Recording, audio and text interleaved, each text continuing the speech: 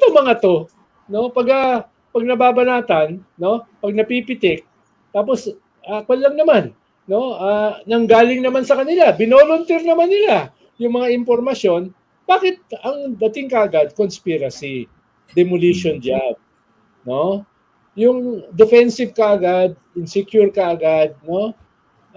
Buti na lang yung host ng Fox First, hindi ganun ka-defensive pag binabanatan. Pero itong mga Senate President, Congressman, di ba? Governor, no? Majority Floor Leader, nagpapaliwanag kaagad kahit hindi tinatanong. Di ba? Ganun? Oo, ganun ba? Diba? Ganun. Ano ba yan? May hinahanda ako Lalo na ngayon, nagsalita na yung presidente, di ba? Tingin mo yung presidente kasama sa conspiracy? Dahil nagsalita na yung presidente, kailangan lahat ng mga government officials mag-lifestyle check. No? Konektado dyan. Konektado dyan. Teka lang, ibig sabihin lahat ng sangay? Ha? Ano ibig sabihin nun? Pwede ba niya ipag-utos yun? Ha? Pwede. Pwede ipag-utos yun. Dahil yung appointive powers niya, pwede niya tanggalin yung mga yan. Hindi, ganun. Hindi, lahat buong gobyerno. So, pwede niya pa-lifestyle check si Jesus Cordero? Dapat kasama. No? Of course, separate ko yan Ako equal branch. Hindi ba dapat gumagawa ng ombudsman? O ka, BAR? Pwede, dahil hawak ng ombudsman yung power over the SALN Oo nga. Kasi wala ka pa namang permanenteng ombudsman, meron ka acting. Diba?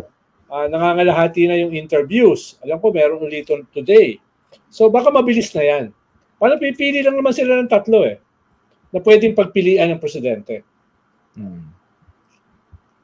Kaya yung lifestyle check ay within the purview hindi lamang ng presidente, kundi ng ombudsman. Dahil ikukumpara mo kasi yung iyong SALN, no, dun sa iyong kayamanan.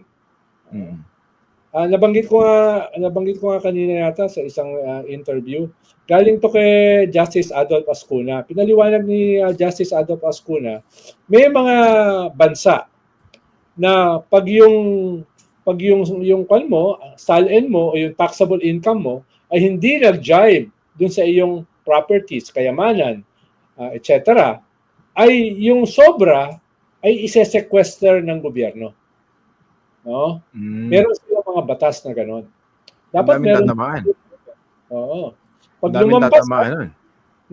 lumampas. Ang tanong, pwede ba yan maging batas? Kung yung gagawa ng batas, sila rin yung tatamaan ng sequestration. I'm sure. Nung kayo po ba, Senator, nung kayo nasa gobyerno, naging problema niyo ba yung lifestyle check kung sakaling nagkaroon man? Hindi, dahil regular yung aming SALN Annual no? At pinapublish. Hindi katulad ng panahon ni Duterte at ngayon, itong first 3 years ni BBM. Noon kasi papublish mo yan So, wala namang gano'n naging problema ng panahon namin. I'm sure may mga problema sa corruption, no? Pero walang nagsasampa ng kaso At walang pumuputok na ganitong skandalo, no? Hindi naman dahil nakakatakot sampahan ng kaso yung mga tao ni Pinoy. Dahil si Pinoy naman mabait Hindi naman diktador 'yun Di ba? Very approachable, very accessible. Tingin ko dahil tingin ng mga tao ay wala naman masyado na pwedeng mabana or at least wala naman sila nakikita. Paano kaya lifestyle check sa presidente? Paano kaya 'yun? Dapat ang presidente may SALN. No? So ibubunggo mo diyan, no? Ayun lang, kung gusto mo kasing i-check talaga kung seryoso ka, lagi natin pinag-uusapan dito yan, pwede mo namang gamitin at i-triangulate yung mga ahensya ng gobyerno para makita yung at least substantially yung iyong kayamanan na totoo. Hindi lahat. Halimbawa, si Allen Herman, malamang hindi lahat ng kayamanan niya nasa bangko. Or at least sa bangko rito. Malamang nasa Cayman yan. No? O kaya... Ba't naman si Alan, hindi naman government official Malay mo, bukas kunin na head ng PCOO. Ganun ba? Di ba? Hindi, tax evasion. Baka mamaya hindi nagbabayad ng tax yan. Kahit hindi ka naman government official, dapat magbayad ka ng tamang tax, di ba? Ang alam ko yung mayor doon, yung kaaway niya, ay nag-request na ng nag-submit na ng letter sa Blue Ribbon kay Marcoleta para Talaga. investigahan yung mga flood control doon sa kanilang lugar. Hindi ko alam kung merong ghost project, hindi ko alam kung merong mga project na anomalous, pero alam ko gumawa na siya ng letter. Ngayon, whether iimbestigahan ni Marcoleta si Richard Gomez, na alam ko ay politically medyo related sila, o kaya ay magkapareho ng pinaglalaban, ay is another thing.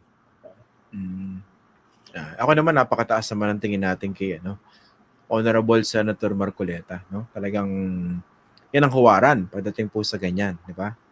Kahit mga kaalyado niya, iimbestigahan niya. Oo. Di ba? Kahit yan. kahit yung West Philippine Sea, iimbestigahan niya. Kahit tingin niya, it doesn't exist. Inaasahan natin.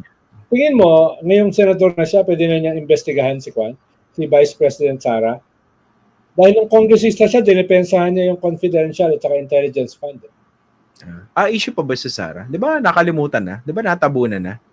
Diba? Hindi na. Facts first, lagi natin pinapaalala. Dito, hindi, dito. Makulit lang kasi ito. Hindi ko alam sa ibang podcast, ha? Dito.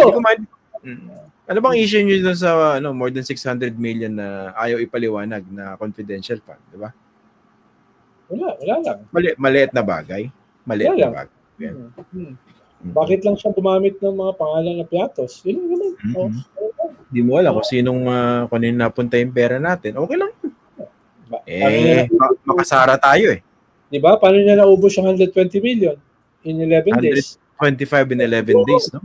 Maliit na bagay. Baka si Alan Herman, kayang-kayang ubusin yun in 11 days. So, anong issue? Anong issue? Tapos hindi nag-uusapan dito yung mga billions ng DepEd nung siya ay secretary. Hindi pa yun, hindi pa kasama yun. Maliit na bagay. Hindi pa yun, ha? Hindi pa kasama rito yung mga 12,000 flood control projects nung panahon ng kanyang tatay, ng presidente. Hindi pa kasama rito yung 51 billion sa isang distrito ng kanyang kapatid. 51 billion. Ano ba naman yung 51 billion? Maliit na bagay. Ano ba naman yung 51 billion? Diba? So, anong karami yung pwedeng investigahan ni Marcoleta ng mga kaalyado niya? Hindi naman ganun karami.